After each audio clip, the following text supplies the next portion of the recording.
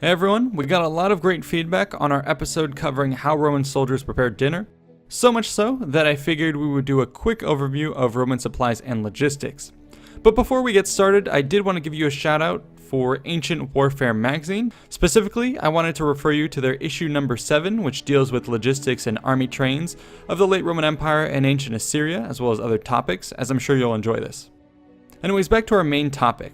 So during campaigns, one of the general's greatest concerns was the need to feed, and this was especially true of the Roman army, which relied on robust supplies to wage highly aggressive warfare at all times of year.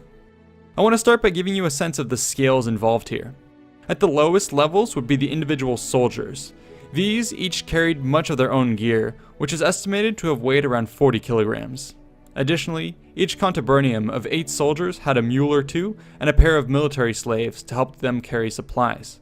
This meant that each legion was accompanied by around 600 to 1,000 mules and 1,200 slaves. The entire army's baggage train was therefore made up of thousands of pack animals and slaves, as well as hundreds of wagons, and even more multitudes of non-combatants. Such a large force had significant supply needs to sustain itself. Just for context, De Re Militari suggests that on a daily basis, a legion required 18,000 pounds of grain, 12,000 gallons of water, and 40,000 pounds of fodder for its animals. That is a lot of food and water and supplies. So now we can discuss the way that this was achieved by the Romans. How did they get all of this?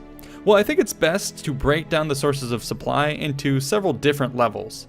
The first level is going to be the supplies carried with the army. The second one is going to be supplies gathered by the army. And then the third one is going to be supplies sent to the army.